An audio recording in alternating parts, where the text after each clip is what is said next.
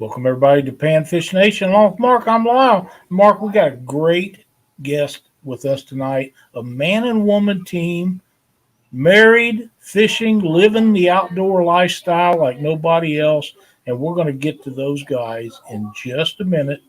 Um, you was telling me that you was listening to the bait shop.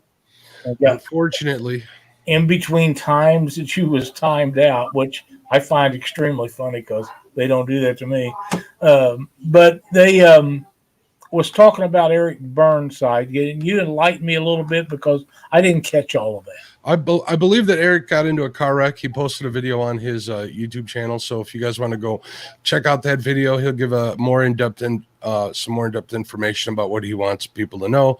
Also, you can leave your thoughts and prayers in the comments. I'm sure he'll really appreciate it. It'll show support for him and his family. So we want to wish him well and give him all the prayers that we have to offer. So Eric's a big supporter of the show. He shares out everybody's live streams and stuff. So we should all definitely step in to show him that, he's being thought of. So D says next week is my week. That's sad, D. I thought you liked me. I would like to also let everybody know that I talked to James Smith earlier, my co-host on Catfish Weekly, and his wife Donna is home and doing better. She had a pretty rough time of the surgery, but they let her out. She's home. He's taking care of her, and everything to this point is going really good. So the thoughts and prayers that we have instilled in some of these families mean a lot, and they work. So keep them coming, folks, because I know all these people appreciate it. You want to talk about some of the people we got in chat? Yeah, why don't you going to let them, some of them go? Yeah, let me read through the list real quick of the people there. I see one that's still in blue that I need you to take care of for me, Lyle. Let me see what I can do about that. You need to take his tool away, so we'll be good for that one. Let me start off by saying hello to Betty. Betty, I look forward to seeing you tomorrow when I head out to the great state of Ohio. I'll become an honorary Ohioan for 4 days, Lyle. Can you believe that? I cannot. I'm going to go hang out with the great people in Ohio. That's going to be a lot of fun. I'm looking forward to it. I can't wait to leave in the morning. You're going to have a blast down there. Avid Fisherman, what's going on, Avid? Avid is my partner in crime on the anti-Chucky, anti-Chad train. Look, there's me, catfish and crappie. Miss Chrissy Brown, I hope you're feeling better. She was fishing in a tournament last week, guys, and she broke her, was it her leg or her foot? I don't ask this. I think she broke her leg. Yeah. I apologize. Cindy Stokes, the great Cindy Stokes, the one that makes sure Lyle's here every week. And has the correct shirt on. It has the right shirt on. Yeah. Cunningham Outdoors, a past guest on the show. What's going on? A great guest, by the way. If you haven't seen that episode, you can go to the channel and check that out. We had a lot of fun talking to him. Dale Hayslip, a great supporter of everybody's show. I've been seeing him in all the lives everywhere. What's going on, Dale? Eric Massey Jig Company. It's a good guy, heck of a jig tire. You need some stuff painted, you want to buy some jigs, he's the man to call. I'm sure somebody will share out Eric's link, hint, D, in the chat so you guys can give him a holler. Ernie Brown, Ernie, I hope you're taking care of Chrissy. I hear you are. Fins and Finds, what's going on, Bob? Bob's having a hard time. He's visiting up here in Illinois, up here in Illinois because he's from Southwest Missouri, having a hard time on the Fox. I just think you're picking the wrong times of the day, my friend. Maybe if you get out a little earlier or a little later tomorrow, you can get on those fish if you're still going to be here. Fishing Chick, what's going on, Lisa? How you doing, dear? Is Chad still blue fishing with? No, I'm not going to say. I don't think so. Not from the images I received in our chat. Oh, okay. Frederick's Outdoor Adventures. What's going on? Freddie's Outdoor Adventures. What's going on, my friend? Get hooked on D. She is a saint for being married to that other guy. To that guy. So Joe Bug 66. John Patrick Jr. Kim Burnett. Kim Burnett's a master at tying jigs too. You can always see him on his Facebook page, order his jigs off his website, which you can get the links to off his Facebook page and his Instagram page.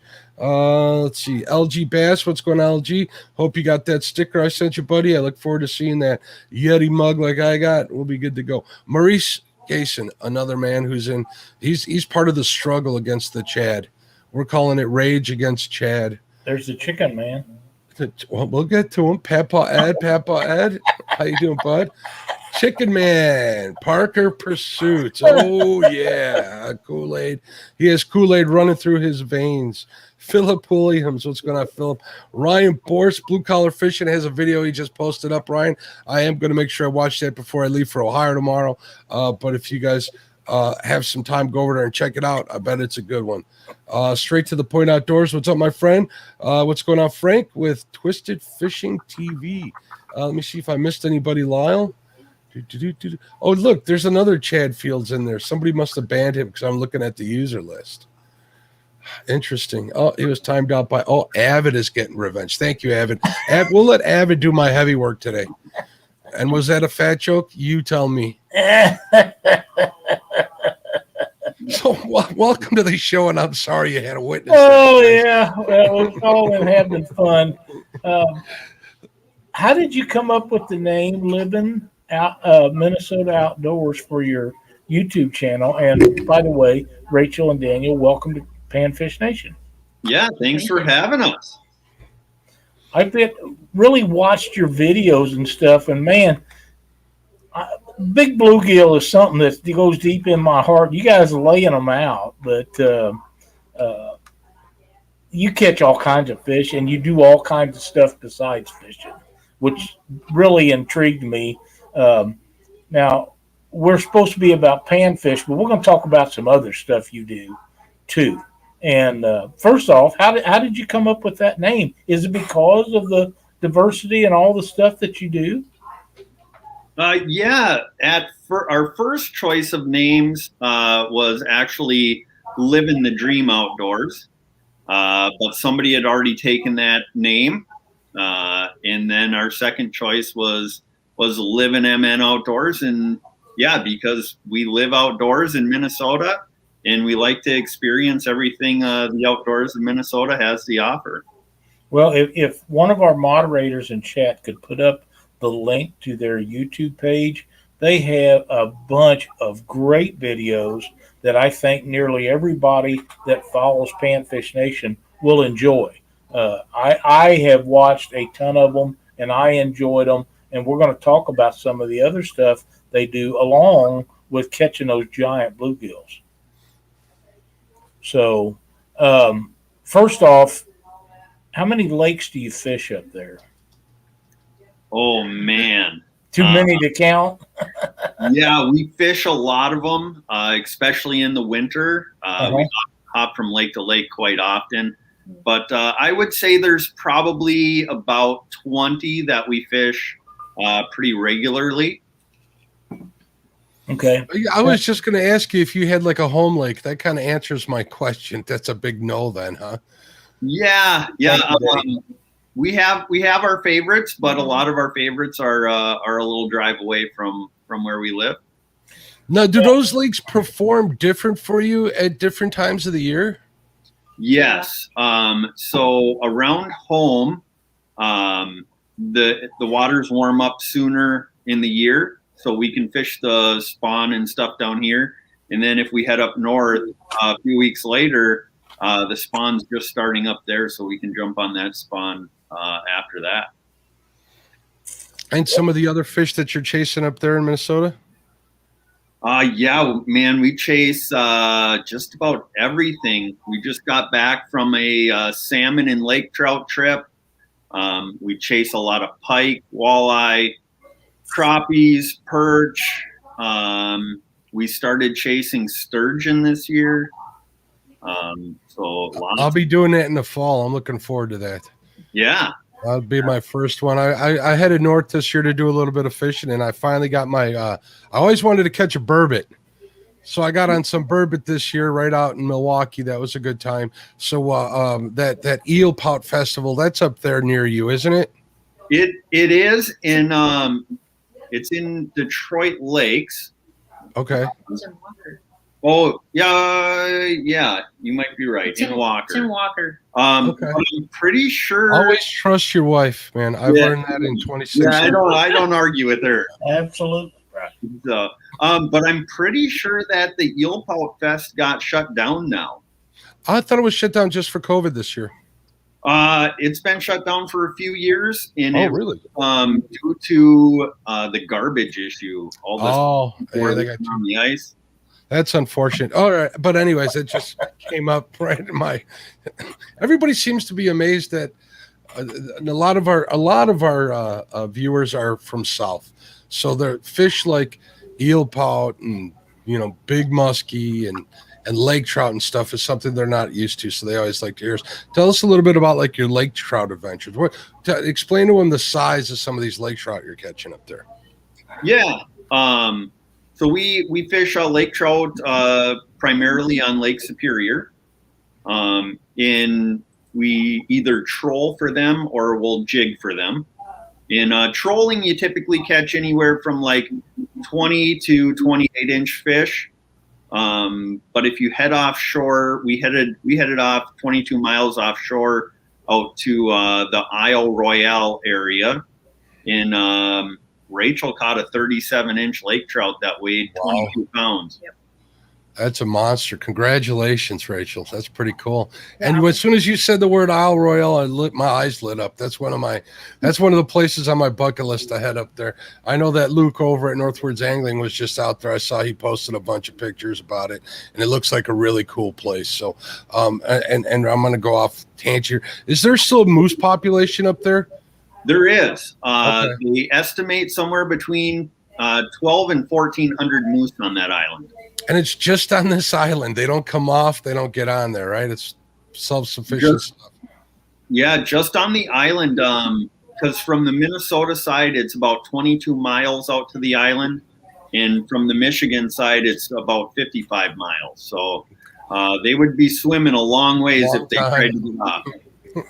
That's a pretty cool story. So let's see what's going on in the chat here. We got a lot of stuff going on. Oh no, here we go.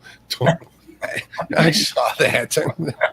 Guys, I got to quit looking at chat. I'm going to ignore chat from now because they're getting out of hand today. Everybody's having a good time getting ready for the weekend, which will happen. So let me fix my camera here too.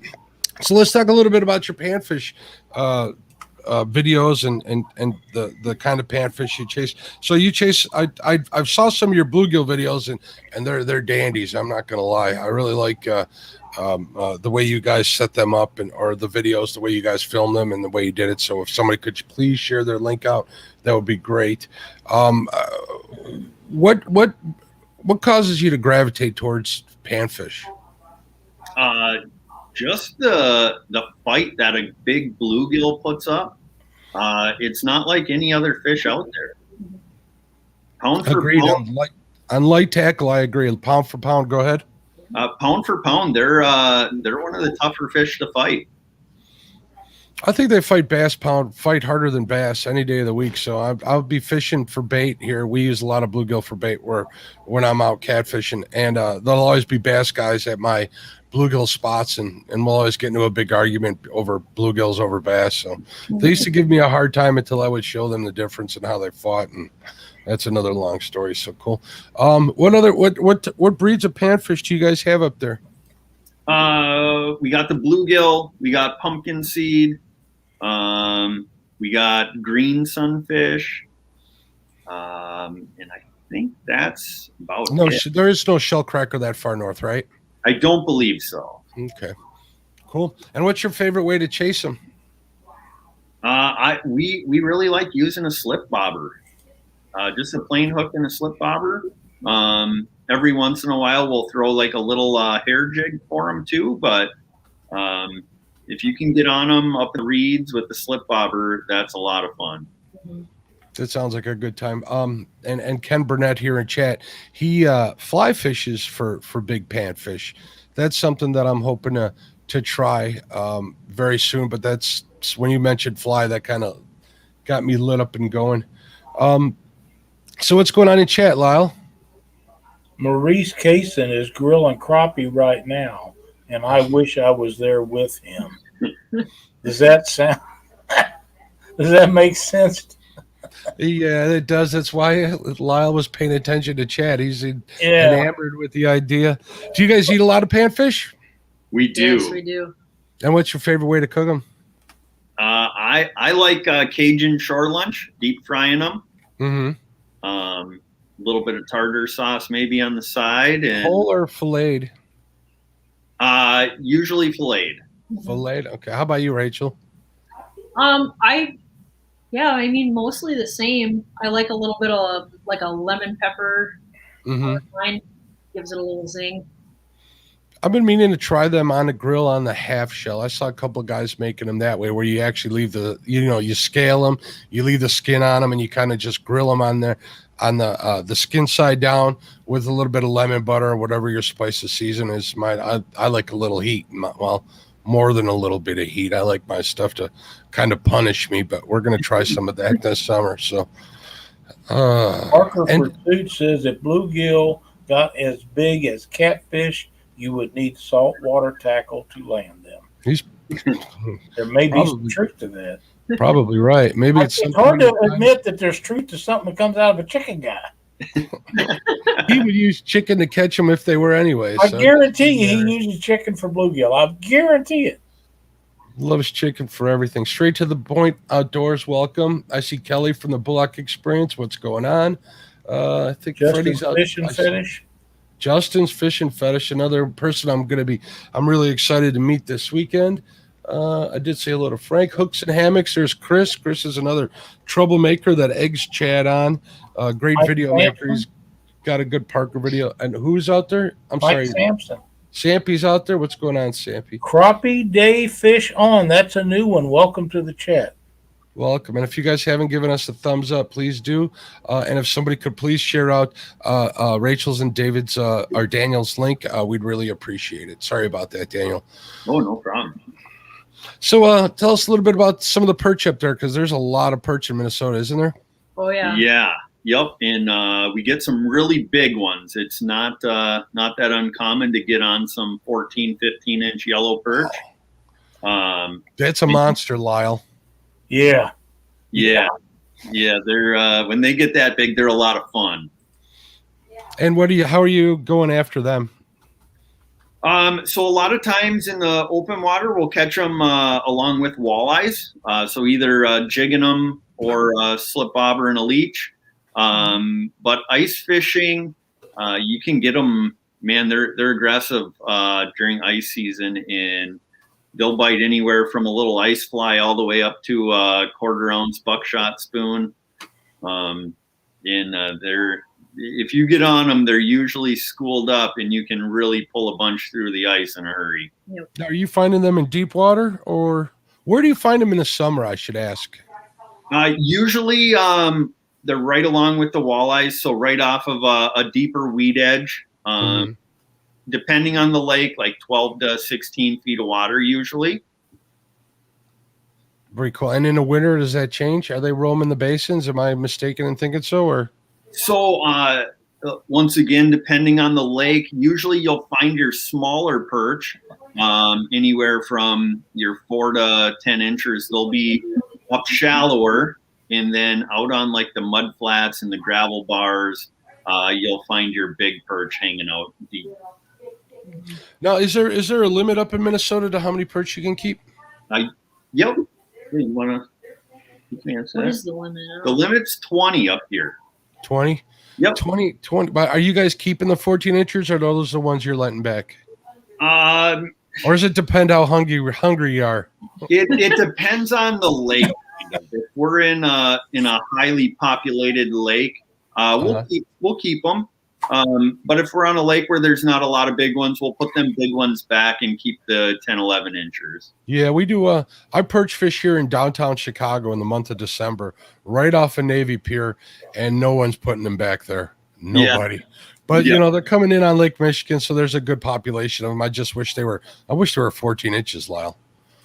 I just wish I could get some. Dockery, we have a mutual friend, James Dockery, and for all of you that know who James is, he's still not doing really good, but he's doing better than he was. So keep him in your thoughts and prayers, because he is my buddy. But James and I talk about catching perch like that, and he says that he's got some in ponds up there, or he calls them lakes. They're little dinky ponds, but in his area. But I haven't found any down here. So if it means that I got to come up and visit you guys one of these days to get on them perch, so be it. I got to have some of them, because if they're as good to eat as Mark and everybody tells me they are, I got to have some of them. That's all there is to it. You know how I explain it to all my crappie friends? It's like crappie in fish stick form once you fillet them out. That's closer to a fish stick than it is a fillet. So, but those are the sizes I catch. Once they get a little bigger, I'm sure they're different. So we do have a trip planned to fish on the Mississippi River up in Genoa, Wisconsin. We got a trip planned in October, I believe. So we'll be up there chasing perch and walleye. Hopefully that time of year they'll be good. You ever get on onto the Mississippi at all? The only times I've been on the Mississippi is when I was younger, catfishing with my grandpa. Yeah, I've been out there once, and I'm like, it's like a romantic thing for me. I always got to ask about that. So I see Josh, the weekend angler. I want to make sure that I said hello to him too. So let's talk a little bit about ice fishing. We did a little talk, and I know a lot of people in chat here aren't really familiar with ice fishing, but let's give them an idea of let's talk about some of your simple ice fishing setup. I know it's the middle of summer, but I think the people enjoy hearing this conversation towards the end of it. So basically, if you're walking on, let's say, onto a little pothole lake, what type of setup are you using to actually stay in? So if it's cold out, we'll bring a fish house with, and we're either using a flip over style fish house, which has 2 seats, and then you just pull the fish house up over you. Otherwise, we have what's called the hub house, and you just kind of pull out the 4 sides and the top, and it pops up in under a minute, and you got a little shelter to fish in. Very cool. And how warm are you keeping in those? I like to be warm when I ice fish, so I typically try and keep it above 70 in the fish house. Fishing in your t-shirt. I do that all the time. That's a good time. Now let's go to the extreme side of this. You had mentioned something about a castle. Can you tell the folks a little bit about your ice castle? Yeah, so we have what's called an Outlaw Edition ice castle. It's 17 foot long, 8 foot wide. We tow it behind the pickup truck. And so wait, hold on. Let's stop right there. We can't then let that slide. I like to see Lyle listen to these stories. It makes him nervous. He laughs like this when he's nervous sometimes. So you're getting in your, what kind of pickup truck are you hauling it with? A half-ton Ford, an F-150. A half-ton Ford. But Lyle, you like class. He's got a lot of class. Lyle loves Fords. There's nothing better. Well, you can show him the Ford, put him in there, lock the doors, and we'll drive him right out onto the lake. Yeah. Okay, so you're hooking up. And how long is this ice castle? No, hold on. Let's clear this up. Let me take a step back here. Okay. How long is it? So it's considered a 17 foot. Okay, hold on. We're getting there. It's 17 foot long. Yep. And it's not like a tent, right? No, it's like a pull behind camper. Yep. And how many wheels does this thing have? Is it 2 or 4? Has it got a tandem? It's just 2. Dual axle or single or dual wheel, single axle. Yep. You can get double and triple axle depending on how big you go. They do sell them up to like 40 foot long. Wow. 40 foot long, Lyle. Imagine the comfort you would enjoy. Imagine if it falls through, how you going to get out of it and get back to the top. Come on, man. So you got a 17-foot trailer that you're hooking up to your half-ton Ford and hauling out onto a frozen lake. Yep. Maurice Cason says that's got to be on your bucket list, Lyle. Yeah. I'm not saying I wouldn't do it, but I would be cautiously optimistic to ever think it's going to happen. I'll tell you what, Rachel and Daniel, I had showed him some video of, I forget where it's at. There's a bar up there where you can actually fish. Yeah. The bar's on the ice. You can actually fish from your bar stool. Yeah, but it's got things that go to the bottom of that lake. It don't just float around. No, being a bar, it probably would have my attention. I don't know. I think they just drag it out every year. It's the igloo on Lake of the Woods, right? Yeah, I believe so. Yeah. Yep. Now, do they drag that out, or is it on some sort of foundation beneath the ice? Nope. I think they drag it out every winter. Nope. We shouldn't have told Lyle that. Nope. Yeah. I don't know. It does sound pretty cool. It really does. It's a heck. I think we'd get him out there. We'd Frank have says him all that'd make a dressed great up. video. Yeah, I'd sure get the views. Well, maybe. Great video if we were filming it in a car on the ride north. Right. It would be something. We'd have the Lyle cam on him 24/7. Probably. Welcome, And like Lord. to people like us, it's no big deal, right? People that have been doing it for a while. It's like, But you guys live and grew up in that environment. We didn't down here. And believe me, I'm not the only one that's like that. My old buddy Doc Lang, he ain't getting on the ice like that either. We talked about that numerous times. And Doc is like me. He's kind of full-figured. It ain't going to happen. He just ain't going to do it.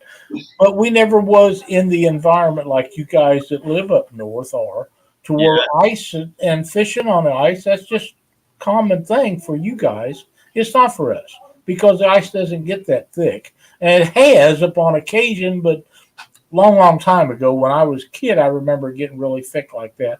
But as a general rule, we don't get that much ice. And, of course, I'm further south now than I was when I grew up, so even less of it here. All right, so how much ice are you waiting for in order to drive that whole rig out there? We'll start driving that on 12 inches. 12 inches. Now, are you leaving it in one spot or are you pulling it out every time? We typically pull it on and off every time. Oh, every time. Okay. How bad is the pucker factor when you get that thing pulled out where you're going to go and that ice starts cracking real bad? Right? Oh, it does crack. Even when it's 3 foot thick, you'll still a lot of times hear it cracking. That doesn't shake you a little bit? Nah. There's a little bit of a pucker factor. Yeah, I'm gonna guarantee it. You just look down, make sure there's no water under you. If there's not, you're good to go. Lyle doesn't understand that if the ice is growing, it's making noise. Right. Yeah, I don't understand that at all. It's making a lot. Because when the ice is growing, it's expanding, so it's always popping to make room for more growth. I see. Yeah, I don't get that. Yeah. All right, but so you guys do, and that's all that matters. So, out of curiosity, how deep? If you're pulling it on and off every time, how deep of snow are you going through? Or are there plowed trails? There's most of the lakes we take it on. There's plowed trails, but on some of the local lakes, if you put chains on your truck tires, you can pull that through 12, 14 inches of snow. Nice. That's pretty impressive. There's been some times where I sent it, jumping through snowbanks. So you're driving. See that? Even Rachel's driving, Lyle. How's that make you feel? Okay. I'm fine with it. I'm fine with not being there. Trust me. I really am. Well, he doesn't drive, so I do all the driving. So. Oh, really? I'm actually legally blind. Oh, I did not know that. I didn't know that either. So you have to do all the driving. What about in the boat? Are you doing all the boat driving? I do some, but I can guide him pretty well. Yeah, I do. I can see somewhat, so I still drive the boat if it's not too busy out on the water.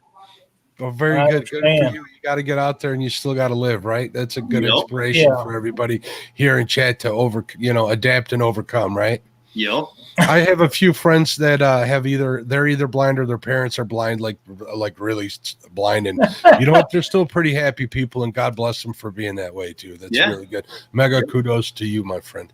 Thanks. All right, so now tell us a little bit about this. We'll just go over this real quick, and we'll get past the ice fishing stuff. But tell us about the interior on the ice castle. What kind of amenities are in there?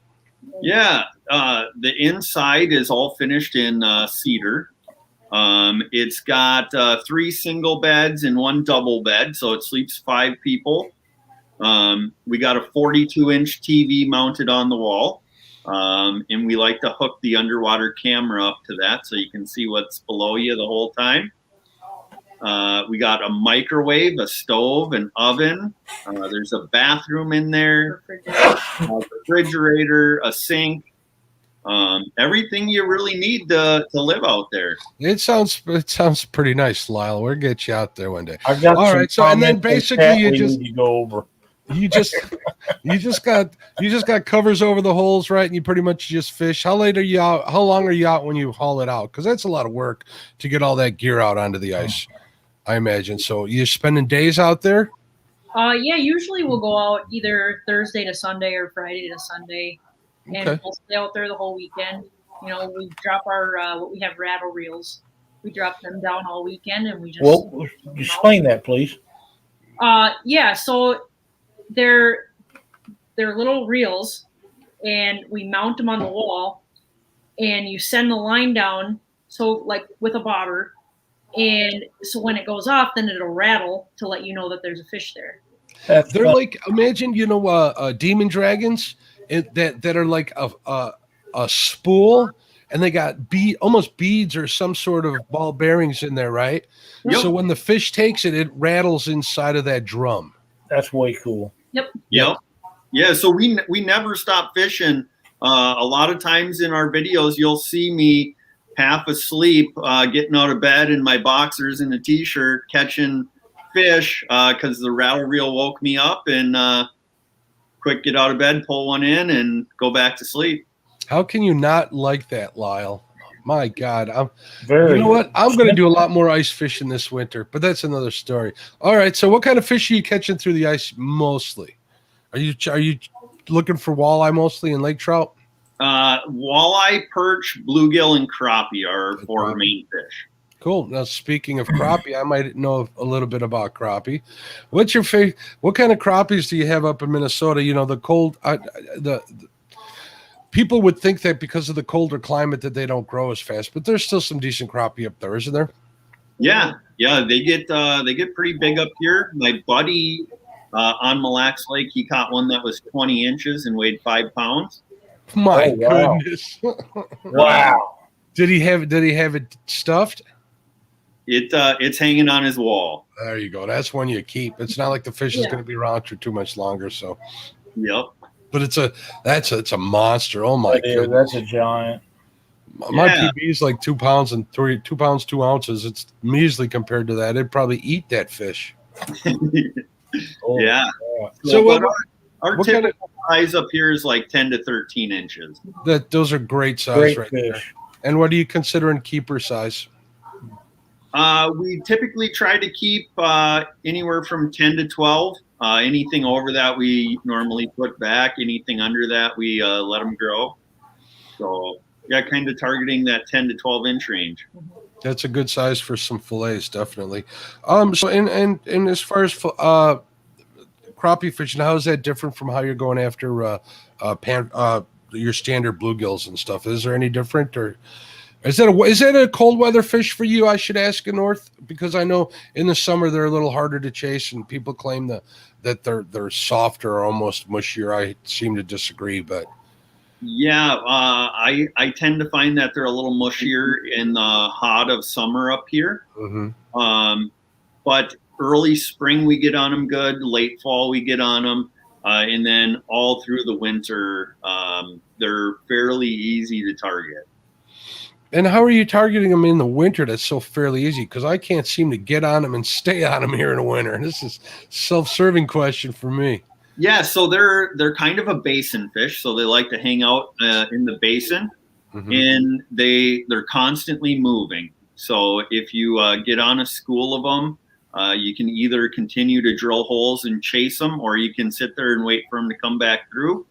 And then we either jig them with a little tungsten ice fly in a waxworm, or a plain hook and a crappie minnow. Very cool.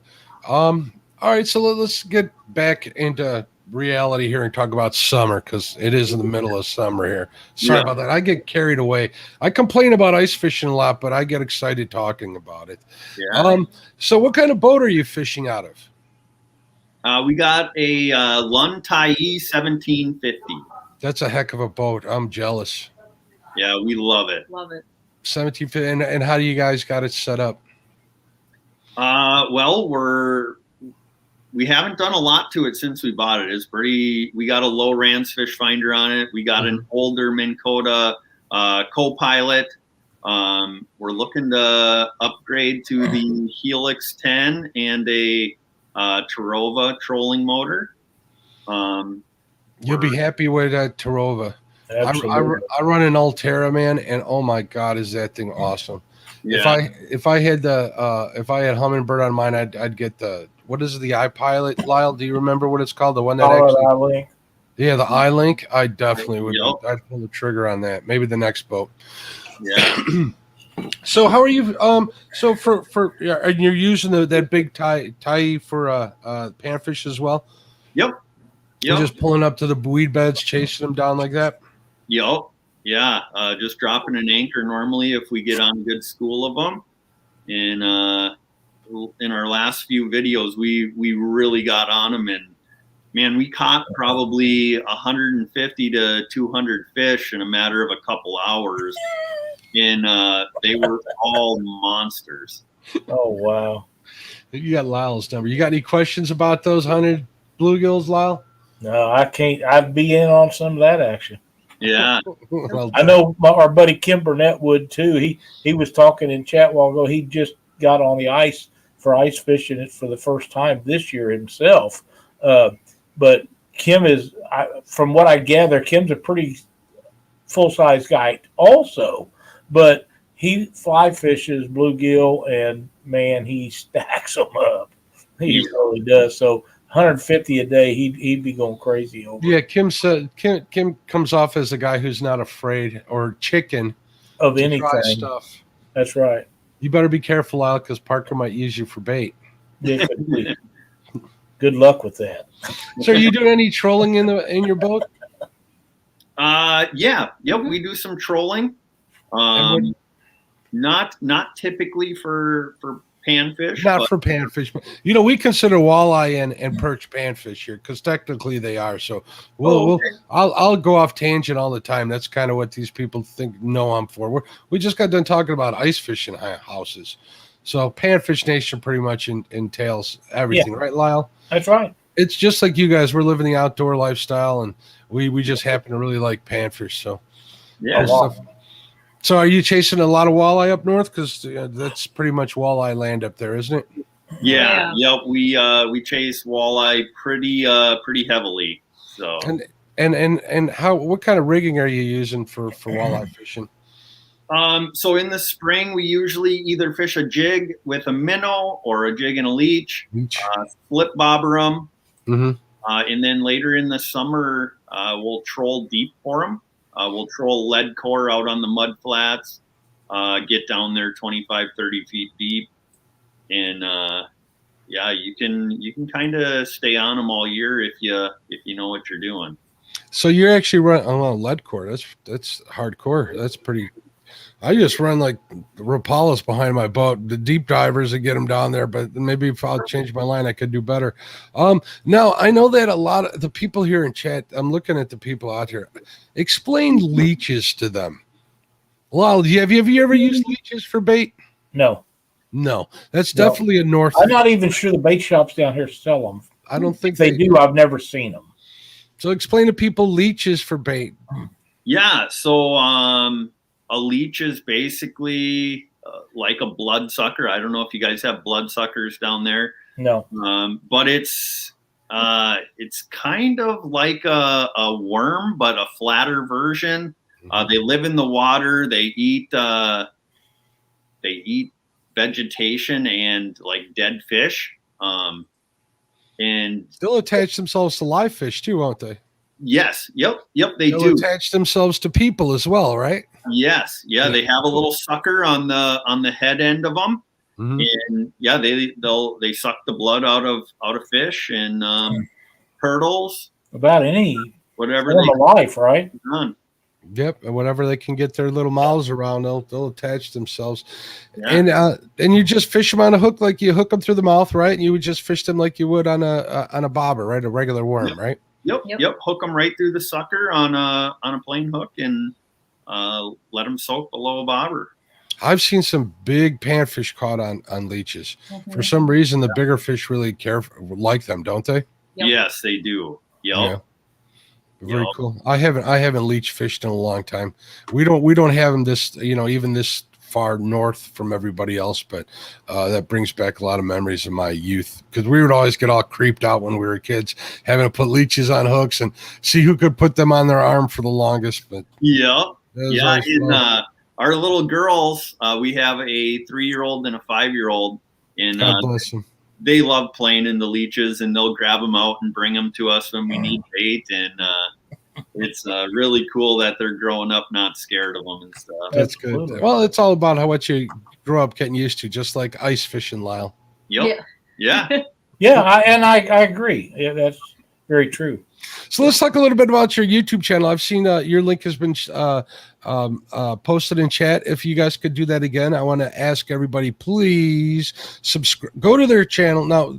With the new YouTube stuff that's going on, go to their channel, watch some videos. I guarantee you, you're going to be entertained while you're watching them. Give them a sub, ring the bell notification, give them their thumbs up. Not before you leave here without giving us the thumbs up or a subscription. Yeah. I think you'll get a lot of entertainment from them in the upcoming years, months, years, however long they're. They already have some great videos out there. They do. So let's talk a little bit about your YouTube channel. How long have you guys been doing YouTube for? Just over a year now. We had our 1 year anniversary about a week ago. Congratulations. How many subs are you at right now?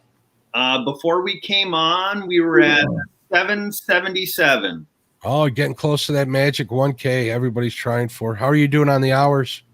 We are at 4,700 hours. You're good. All right, so let's help them out, people. Give them their subs. I see it's out there. Thanks, Avid, for sharing it. Thank you, Betty, for sharing it. We appreciate it. I'm sure you guys will all like the channel when they're putting out new content. Tell us a little bit about the content you have out there now. Yeah, so we do a little bit of everything.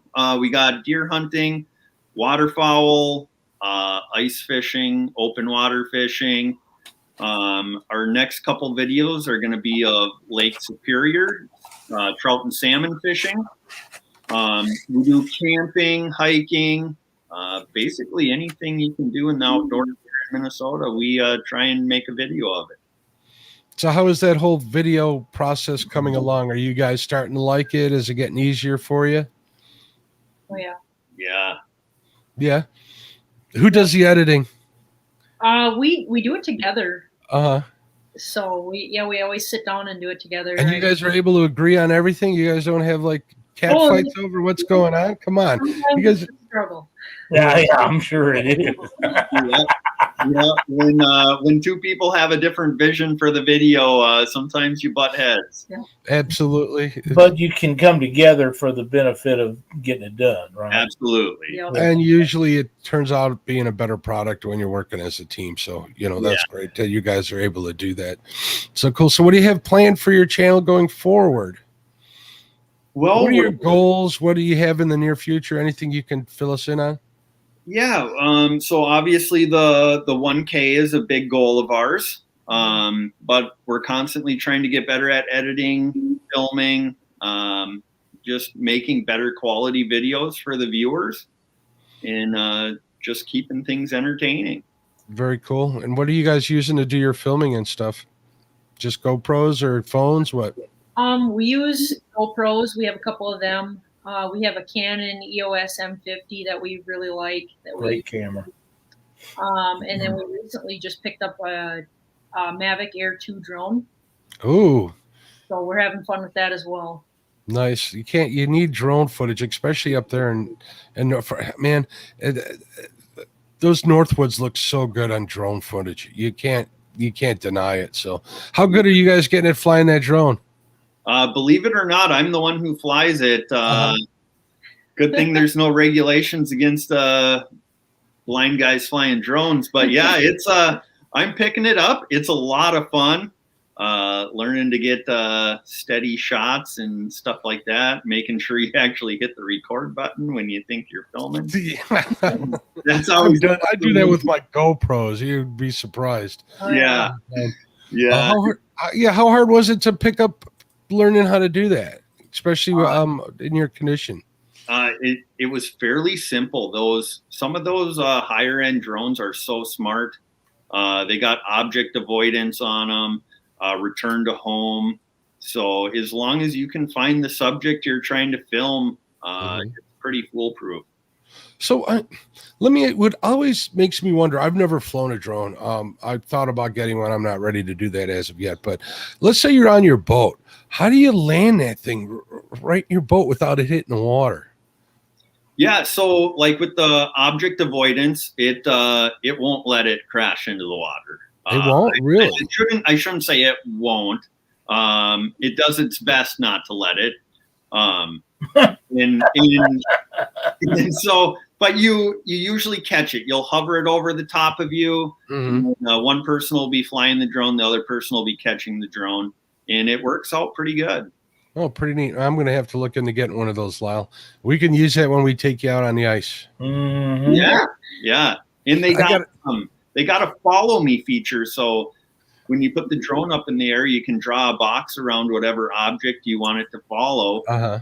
You hit record, and no matter if you're driving 30, 40 miles an hour, that drone will follow you. Oh, that's cool. So that's how they do those shots. I was always wondering how people are driving and getting those shots, because I know a lot of guys I've seen videos where it's just them in the car and there's got drones following them. So that's pretty neat to know. So if any creators out there want to get a drone, I don't think it's as hard as you'd think it would be. So anybody want to go in on a drone with me that's local? Hit me up. We might have to do that. So what are some of the biggest obstacles you guys have run into in your YouTube adventure? Probably when we've accidentally deleted footage. You think you have it saved to an external hard drive, you wipe your card, and then you go back and all your footage is gone. Yeah. Now, do you guys script in your videos as far as, I should say, are you planning them out before you go? I know fishing videos are hard because if the fish don't want to comply, you don't have a fishing video, right? Exactly. Yeah. So we have never scripted a video. We usually don't even really talk about how we're gonna plan the trip. We basically just say, hey, let's go fishing, let's film it, and if it works out, it works out. And maybe we need to up the quality of the videos we're putting out, but as of right now, we're not. It's definitely made my life a little easier when I have an idea of what I want to get done. So I highly would say go ahead and start doing that. But what happens is you'll go through all the effort and you end up walking out of there with a lot of B-roll. I've had that happen a lot of times. So you had mentioned waterfowl. Lyle, you got any waterfowl questions, buddy? No, I kind of give up on that. Now, a few years ago, I would have been all over it. That anybody that have 12 to 15 dozen duck decoys and that many goose decoys in their shed year round, and 8 or 10 dogs that he's training for somebody else and 3 of his own. That's kind of an addiction. A little bit. Lyle had a problem. I did have a problem. That's a fact. Yeah. I just when I fell into the waterfowl stuff, I had 3 shoulder surgeries, and it keeps me from doing much of that. But when I got hooked up into waterfowl, within 2 years, I was head over heels.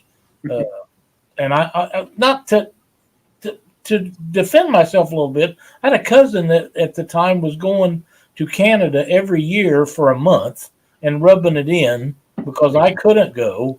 And he would then follow them down to Arkansas. And from that point on, he'd load up his camper and his boat and go catch crappie on them lakes in northern Mississippi till it warmed up here, and then he'd come back up and tell me all about that. So it was.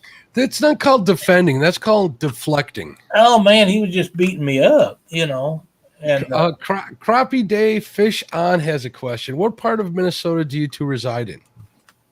So we're about 45 minutes north of the Twin Cities. Okay, so that's what, central? Yep. Yeah, North Central. Yeah, North Central. Yep. Now, did you guys go up into Canada quite a bit before all of this mess started happening? I have never been into Canada. Okay. Really? Yep. Me either. Me either. Actually, I did go once. River. Yeah, you see, you've been there once too. So no, I haven't been in Canada fishing. I fished that in the United States, but I would like to go to Lockport and fish for those giant channels up there. You guys do any muskie fishing up there? Big pike muskie fishing? We do big pike fishing. We caught some really good pike on Lake of the Woods this winter, but not a ton of muskie fishing. We do have one. It's actually on my brother's wall now, but we got one that was 53¼ inches. Wow. And I've gone out with some buddies. I have some buddies that are really into it, and just haven't had a lot of success when I've been out there. So that is muskies are a lot of work. Yeah, yeah. They're a lot of work. We got a lot of muskie guys here that fish the Fox River, and they're rough. I mean, something about they'll pay $8 for a sucker down here, so that's a pretty. And then they pay $100 for your lure. That's crazy. It's insane. Yeah. How much? They pay $100 for a muskie lure. Easy. Yep. One lure, Lyle. Not gonna happen. Yeah, it's expensive. Yeah. Flathead fight harder, anyways. So, Lyle, you got any more questions? I'd like to go over some of the stuff that was in chat if I can find it. Absolutely. It was way back up in there, but some of it was pretty quality stuff. Crappie Dave Fish On says he grew up 20 miles from Rochester. Done a lot of fishing in the Alexandria area. Really good area, really good walleye and crappie area over there. Yeah. That's west of us. If you could tell somebody that was traveling, let's say from Ohio to Minnesota, where would you recommend they go fishing? It would kind of depend on the species they wanted to catch. But if they wanted to come up here and fish walleyes, I would probably say Mille Lacs Lake, Red Lake, Lake of the Woods. Those are our three big walleye lakes, and you're going to usually have pretty good success on them. Okay, and they're full of guides, so. Justin Fishing Fetish says noisy ice would make me feel my britches. I think Justin would do just fine. Yeah, I think so too. He's pretty hardy guy. Yes, he is. Parker says I'd be like a hamster on those wheels with them little legs pumping, trying to get off of that ice. Yeah. Pat says cheap lures start around 20. I've seen some cheap ones too, but not the ones once you get into it. Them guys but you got to buy the one that's going to catch the fish. Yes. Well, those $100 lures catch anglers probably just as well, if not better, than the fish. Would you agree, guys? Oh yeah. That 3 to 4 is crazy near channels and close to the bank. Late, it's crazy when it sags under you and you have water all around your feet. Yeah. That happens. Yeah, not but once. We got George Ray. I want to say hello to George Ray. George Ray is from across the pond. He's in England, in the UK. Awesome. David Martin lives out in North Carolina. Good friend of mine, or I consider him a good friend of mine. He says, fishing on the ice sounds a little chilly. And I do agree with that. Not the way we do it. Yeah. I agree with that also. Yeah, gotta have the heater running and well, you know, when back in the duck hunting days, we had a floating dock or a floating blind that was on a lease lake, and it had 3 heaters in it and places on each end for dogs, and you'd sit there in a t-shirt and in the coldest days and hunt, and I had a boat set up that had a blind on it and heaters in it, and you do the same thing with it. I mean, yeah, there was no cold to it. So the other guys that said, I don't know how them other guys done it, just throw them up a couple of sticks on an old flat bottom boat and no heaters and nothing. They tough it out all day. I don't know how they done it. That's crazy, but I was not doing that. Yeah. Evan Fisherman says you guys are up to 785 subscribers, and I just want to bring that up. So to remind everybody, if you haven't, go over to their channel, check out their content, give them a sub, ring the bell notification. They'd really appreciate it. Let's grow their channel. This is a really cool couple, and it's great that you guys are doing all this together. You don't know how many people are not fortunate enough to have each other to share the great outdoors with, and it's something that we all here, me, Lyle, and all the people in chat really, take Absolutely. It makes a world of difference for all of us. And Cunningham Outdoor says he can't wait to check out their site. A great couple. I agree so much. Yeah, thank you. I felt very fortunate when I found your videos catching those big bluegill, because that's a fish in my heart.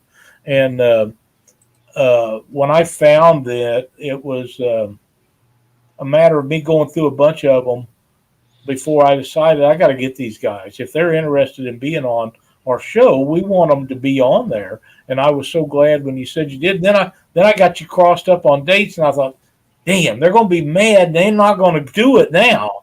But you did. no. You come back, and we got everything hooked up, and I'm so glad because it's been a great show, and you guys are a wealth of knowledge from a different area, doing different things than a lot of the rest of us ever have an opportunity to do. Yeah, yeah. So Lyle, what's your biggest bluegill? I don't know. I would say somewhere around 3/4 of a pound. I'm guessing. I never weighed one. I've never had one big enough that I would justify weighing. Okay. But I'm going to guess 3/4 of a pound or so. I did catch a really good one before we bought this house down here. We lived in North Missouri, and Cindy's brother had been stocking this pond behind this house, and we lived in this house while we was trying to take care of my mother, and I would go down there and catch bait-sized bluegill, tons of them. Just whenever we go to a tournament or want to go fun fishing, I'd go down there, and in 30 minutes I'd have a ton. I caught a giant in there, and it upset me so bad that I caught that I instantly released it. Now they could have very well been over a pound. It was by far, heads and tails, the biggest bluegill I ever caught. But I was just so afraid it was going to die before I could get it back in the water. And my understanding was that bluegill, some of them had been in there for 15 years. Yeah. And I did not know it at the time. And I told Jay, I said, man, you ought to have seen the one I caught out there the other day. He said, yeah, there ought to be a bunch of them like that in there. I didn't know. Never caught another one like that out of there. But I always fished one spot instead of going up by the trees and stuff, because I was only after bait size stuff, so that might have had something to do. When he gets another one that size, I guarantee you we'll all know about it. You better bet. Yeah. Well, if you come up here, I guarantee you we can get you on ones over 10 inches. Oh wow! And, possibly even over 12 inches, and right around that 2 pound mark. Oh, wow, so that'd be crazy. A dream for me. That would be a dream for me, because and I don't know that we don't have them around here, but I've not ever caught one like that. But we could very well have one. Sunfish Assassin says a 12-inch bluegill without the head, 2.5 pound shell crackers, 14 inches. That's big fish. Yeah, that's a big fish. Cunningham Outdoors is asking if you have any big bluegill mounts. We haven't. Growing up, mounting fish wasn't really a thing my family did. We didn't have a lot of extra money around. But now I have some sizes in my head where if I get them, we'll be putting some on the wall. You and me both. I never really was looking for mounts or anything like that until I got a little older, and now I got some plans. That 1 pound plus bluegill would happen to be one of them. If I ever get that 3 pound crappie, I'd consider doing that. And I think I'd get a 70 pound flathead mounted, Lyle. Oh, a 70 pound flathead? I'd get that mounted. I have to have a replica made. I don't kill flathead. Well, that's what I mean. I would have a replica made. I'd get a mount of it. So I'd get a replica of most of them, so they seem to hold out better. I might even do that with a large bluegill and turn it loose. But bluegill and crappie, if I understand correctly, and I've heard this from other people, a few years is their life's expectancy. It's not like a flathead or a blue that can live 30, 35, maybe even 40 years and produce young up until the day they die. That's one of the misconceptions of blue catfish. People think that once they get to be 25 or 30 pounds, they don't do that. Till the day they die, they produce. So, and you can go to the Missouri Conservation Department and look that stuff up on their website. It tells you all about all that stuff where they've done them studies and can prove it that it actually happens. So guys that say they're at the end of their life cycle, that's not true, because they're still giving life, even in their final days. Yep. But Here's a little side note I wanted to add real quick. My neighbor's father is a taxidermist, Daniel, and he's legally blind. So he does all the taxidermy work and his wife does all the painting. It's a pretty cool couple. And they've been doing it together now, I think, for like 50 years. They're an older couple. So I kind of figured I'd let you in on that little side note there. It's a pretty cool thing. So yeah, that's awesome. It's funny because everybody kind of giggles and laughs that he does it, and then when he explains his wife does the painting, and she probably does a better job than he could ever do, to be honest with you. Yeah, so he's a pretty sloppy dude sometimes, but he does a good job at his mounting. I have a couple of things we need to go over. Freddie's Outdoor says, do you use crickets up north? Never have, and I don't have anybody else. They're great baits down here. So I didn't. There isn't many crickets up north. While the weather, I think, has a lot to do with it. David Martin wants to know, Mark, how are you going to get a 70-pound flathead out of an 8-inch ice hole? I always have an axe in the truck just in case. Not necessarily for fishing. We'll get it out. I seen that. I want to say hello to Jesse over at Outdoor Addiction. He came in. How you doing, Jesse? We got a lot of good people here in chat, and hopefully a lot of them will come over and subscribe to your channel. We really appreciate it. We do. And you know, Betty made a comment here. I'm assuming she's probably getting ready to go to bed, but she said, amazing show, and thanks for hanging out with us, Living Minnesota Outdoors. I'd have to agree with that. Betty is a great supporter of all our channels, and she's in the chat most every time, unless she's working and needs to sleep. She's one of the heroes that we have in the world of being a nurse that takes care of everybody that's sick, and we appreciate everything she does for us. But she's a great supporter of all of our channels, so we kind of appreciate it when she makes a comment like that. Yeah. Thank you for having us, and thank you to everybody who's gone and checked out our channel, and we really appreciate all of that. You know what? We've enjoyed having you on here, and I'd like to extend this out to down the road. If you guys would be interested in doing another show with us, we'd love to have you back on here at some point. Oh, for sure. Anytime, just let us know. Don't be surprised if you get a call from me. I got a show every Monday night after Lyle's Catfish show, so we could probably work something out in the future too. If you have anything special you want to promote, let me know. We can help you out. Okay, absolutely. Awesome. It was a pleasure talking to you. I really enjoyed it. I really love seeing a couple overcoming what you guys are doing and really enjoying life. And you're really living outdoors. Living Minnesota, living MN outdoors. I like that kind of rolls. I've heard worse names than that. I'll tell you, you have to agree that they are actually living the name of their channel. And, amen. So many people just make up something and go on like me, but everything that they do is based around the way they live in the outdoors. Yep. Pretty damn cool. It really is. Thank you guys so much for being a part of Panfish Nation tonight. It means the world to us, and we're looking forward to have you back on here. Don't forget, folks, if you get a chance, run over and check out their website. There's a link to it right there. Like and subscribe. That helps everybody get their name a little bit closer to the top of the page when you're searching for different parts of things of YouTube. While you're here, go ahead and like and subscribe to Panfish Nation. We'd appreciate it. Guys, thank you so much. Looking forward to seeing everybody next Thursday night. Mark and I will be back Monday night on separate shows on Catfish Weekly. Oh, can I say something real quick before we go? Yeah. I will be out of town Monday night, so I have I pre-recorded a show with the man next to me, Lyle Stokes. Wait, got to go the opposite way here. Yeah. With Lyle Stokes, and that's going to play at its normal time, 8 p.m. Central Standard Time. It's a really good episode. I think you guys will really like it, of the podcast. The podcast goes live directly after the show premieres. I will be in chat during the premiere talking with everybody. It's just where I'm going to be out of town, the internet signal isn't adequate enough to have a live show, so... Very good. Thank you, Lyle. Thank you, Daniel. Thank you, Rachel. I appreciate it. Yeah, thanks for having us. We appreciate it. And we'll see everybody next Thursday night, right after the bait shop with Fishing with the Chad.